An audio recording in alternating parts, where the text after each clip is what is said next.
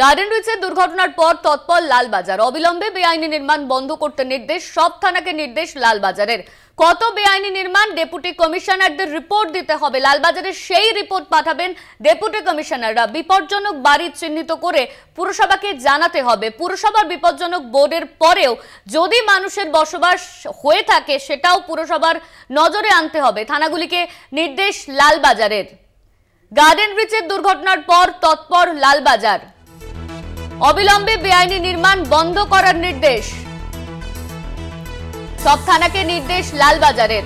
অবিলম্বে বেআইনি নির্মাণ বন্ধ করতে হবে এমন নির্দেশ লালবাজারের। কত বেআইনি নির্মাণ ডেপুটি কমিশনারদের সেই রিপোর্টও দিতে হবে। লালবাজারের সেই রিপোর্ট পাঠাবেন ডেপুটি কমিশনাররা।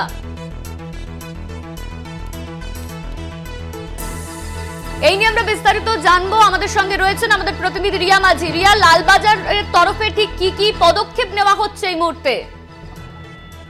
দেখো, তোমাকে জানিয়ে রাখবো যে গার্ডেন রিচের যে ঘটনা, সেই ঘটনার পরেই কিন্তু রীতিমতো নড়ে চড়ে বসলো লালবাজার বলাই চলে। কারণ হচ্ছে গতকাল রাতেই লালবাজারের তরফ থেকে একটি নির্দেশ পাঠানো হয়। ডেপুটি কমিশনার যে 10 জন ডেপুটি কমিশনার আছে তাদেরকে এই নির্দেশ পাঠানো হয় যে তাদের জুরিসডিকশনে যে সমস্ত থানা রয়েছে তাদেরকে অবিলম্বে বলতে, যে যাতে কোনো রকম বেআইনি কাজ না চলে, বেআইনি নির্মাণ যত চলছে সেগুলোকে অবিলম্বে বন্ধ করার কথা বলা হয়। এবং একই সঙ্গে যদি কোথাও বেআইনি নির্মাণ চলে থাকে তাহলে সেগুলো কতমূলক। ধন্যবাদ তোমায় রিয়া। আমাদের সঙ্গে ছিলেন আমাদের প্রতিনিধি রিয়া মাঝি। বেআইনি নির্মাণে করা লালবাজার। গার্ডেন রিচের ঘটনার পর তৎপর লালবাজার। বিপজ্জনক বাড়ি চিহ্নিত করে পুরসভাকে জানাতে হবে।